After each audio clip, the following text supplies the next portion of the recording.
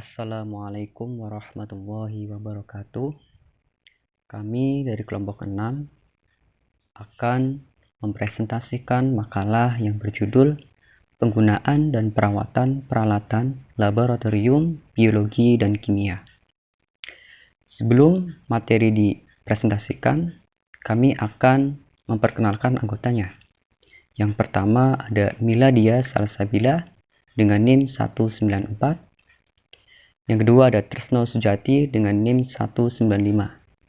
Yang ketiga ada Nurul Nafiah Setiani dengan NIM 083. Yang keempat ada Alvin Rahmah dengan NIM 084.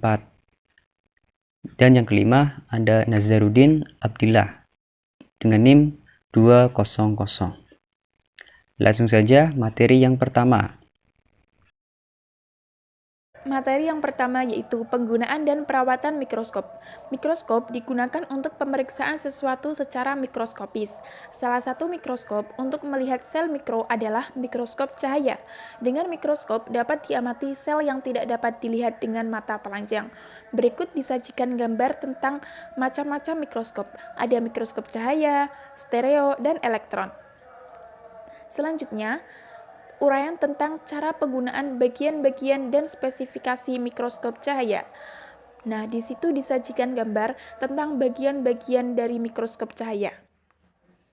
Lanjut, langkah-langkah dalam penggunaan mikroskop. Yang pertama, menyalakan lampu. Caranya, tekan tombol on, atur kekuatan lampu dengan memutar bagian. Yang kedua, menempatkan spesimen pada meja benda.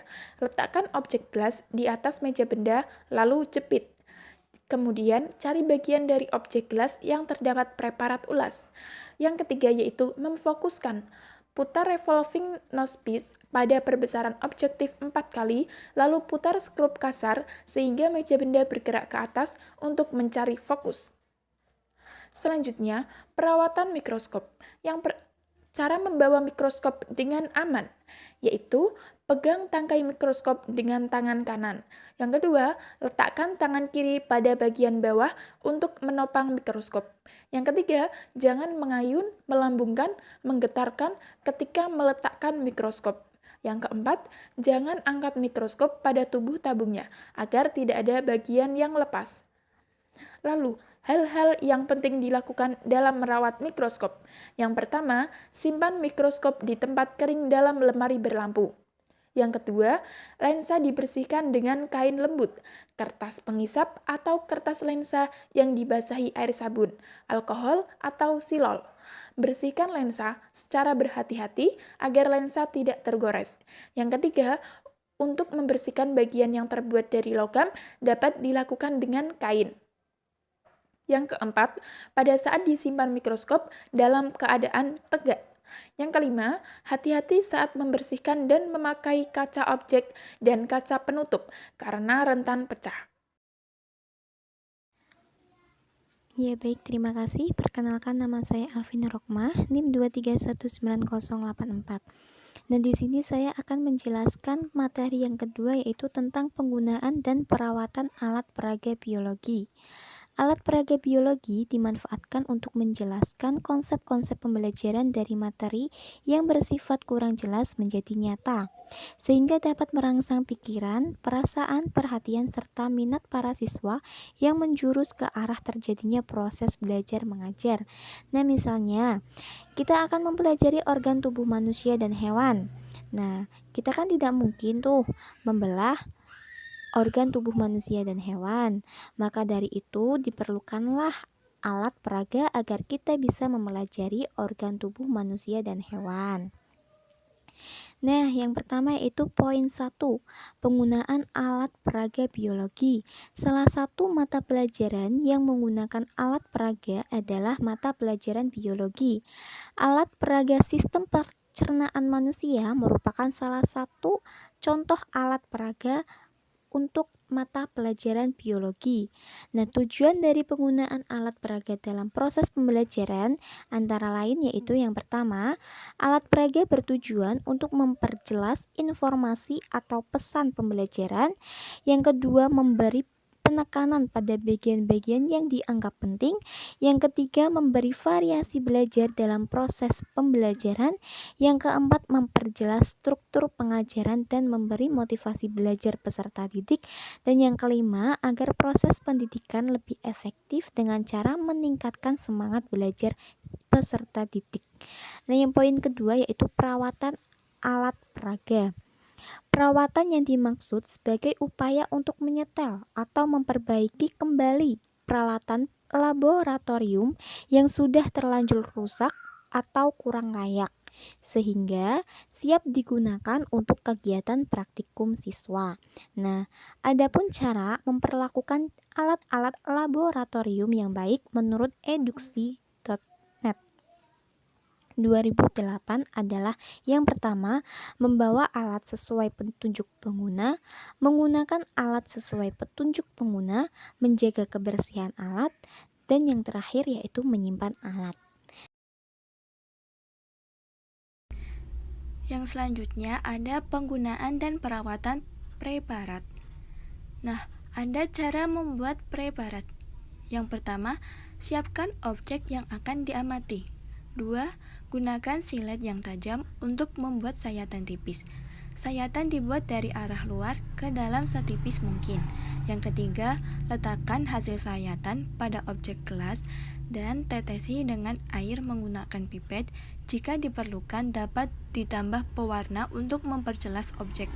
4. Tutup sayatan objek dengan gelas penutup. Perlahan-lahan usahakan agar tidak terbentuk gelembung udara.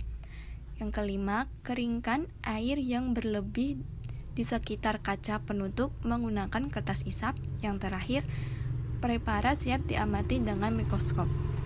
Adapun cara merawat preparat, yang pertama, menyiapkan preparat di tempat yang bersih dan bebas debu, karena jika berdebu akan mengganggu proses pengamatan. Yang kedua, mengambil preparat dari mikroskop dengan cara yang benar, yaitu dengan menaikkan satu bus terlebih dahulu dengan memutar pengatur kasar, kemudian membuka penjepit dan mengambil preparat dari meja mikroskop. Yang ketiga, memegang preparat dengan cara yang benar agar kaca dari preparat tetap bersih. Yang terakhir, sifatnya mudah pecah sehingga harus dijaga dari benturan. Setelah dipakai, dibersihkan, disimpan dalam kotak khusus yang kering. Poin selanjutnya yaitu penggunaan dan perawatan bahan kimia. Yang pertama, penggunaan bahan kimia. Bahan kimia adalah suatu zat atau campuran yang tersusun atas beragam elemen kimiawi. Segala sesuatu yang bisa dihirup maupun disentuh. Semua terbuat dan tersusun oleh bahan kimia. Bahan kimia telah menjadi bagian dari kehidupan manusia. Tanpa kita sadari, apa yang kita konsumsi setiap harinya pun mengandung bahan kimia. Namun, tidak selalu akan berdampak negatif. Poin yang kedua adalah pemeliharaan bahan-bahan kimia. Mengingat bahan sering terjadi kebakaran, ledakan, atau bocornya bahan-bahan kimia beracun dalam gudang. Maka, dalam penyimpanan bahan-bahan kimia, selain memperhatikan sumber-sumber kerusakan, juga perlu diperhatikan faktor lain, yaitu interaksi bahan kimia dengan wadahnya. Bahan kimia dapat berinteraksi dengan wadahnya dan dapat mengakibatkan kebocoran. Kemungkinan interaksi antar bahan dapat menimbulkan ledakan, kebakaran, ataupun timbulnya gas beracun. Pemeliharaan dan penyimpanan alat laboratorium berbahan dasar kaca. 1. Pemeliharaan dan penyimpanan alat laboratorium berbahan dasar kaca. Yang pertama, A. Alat-alat yang terbuat dari kaca atau dari bahan yang tidak mudah mengalami korosi. Pembersihan dapat dilakukan dengan menggunakan deterjen.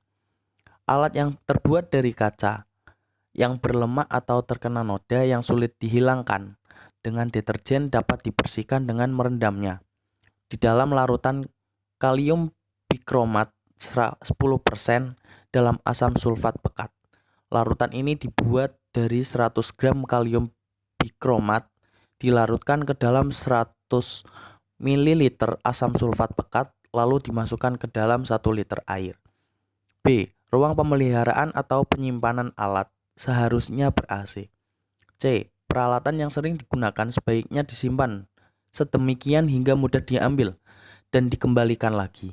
Alat-alat laboratorium kimia sebagian besar terbuat dari gelas.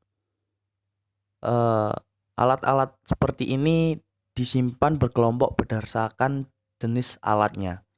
D. Masing-masing tempat penyimpanan alat diberi nama agar mudah mencari alat yang diperlukan. Pipet dan buret sebaiknya disimpan dalam keadaan berdiri. Oleh karena itu, pipet dan buret perlu diletakkan pada tempat yang khusus. 2. Penyimpanan bahan habis pakai. A. Ruang pemeliharaan atau penyimpanan alat seharusnya ber-AC. B. Tersedia lemari asam untuk laboratorium yang menggunakan bahan-bahan kimia. C. Penentuan tempat penyimpanan harus memperhatikan sifat dan bahan penyusunnya, seperti kayu, besi atau logam, kertas, plastik, kain, karet, tanah liat, dan sebagainya. D. Tempat penyimpanan harus aman dan bebas dari penyebab kerusakan. E. Cara penyimpanan harus memperhatikan ciri khas atau jenisnya. Misal, peralatan disimpan di tempat yang sesuai dengan memperhatikan syarat-syarat penyimpanan. F. Penyimpanan bahan habis pakai disesuaikan dengan sifat kimia zat tersebut. G. Bahan-bahan kimia yang berbahaya, mudah terbakar, mudah meledak, dan beracun harus diberi label peringatan yang tidak mudah lepas.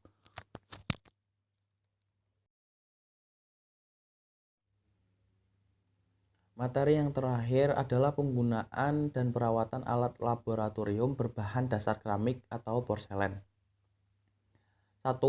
Cawan porselen berfungsi untuk menguapkan cairan pada suhu yang tidak terlalu tinggi menggunakan oven di atas tangas air, uap, dan lainnya. Cara perawatan cawan porselen harus memperhatikan suhu saat menguapkan suatu cairan. 2. Plat tetes berfungsi untuk pengujian warna reaksi kimia dalam jumlah kecil. 3. Mortar atau lumpang berfungsi untuk menghaluskan dan menggerus suatu benda atau zat dengan menggunakan mortar dan alu dari bahan keramik. Bahan atau zat yang ditumbuk dihaluskan tidak akan tertinggal atau menempel pada mortar seperti halnya bila menggunakan mortar yang terbuat dari batu. 4. Krus porselen berbentuk seperti lumpang kecil dilengkapi tutup dan terbuat dari porselin tahan panas. Berfungsi untuk menempatkan zat padat yang akan dibakar pada oven atau mengabukan zat padat pada muffle furnace sampai pada suhu 700 derajat Celcius. 5. Spatula porselen berfungsi untuk mengambil sejumlah kecil senyawa yang pada dasarnya adalah bubuk. 6. Corong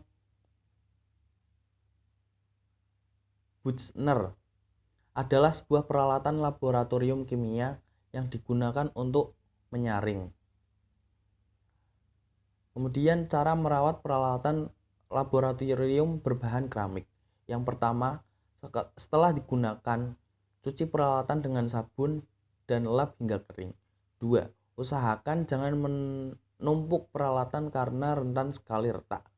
Simpan di tempat yang cukup ruang agar mudah ketika mengambil alat atau menyimpannya lagi.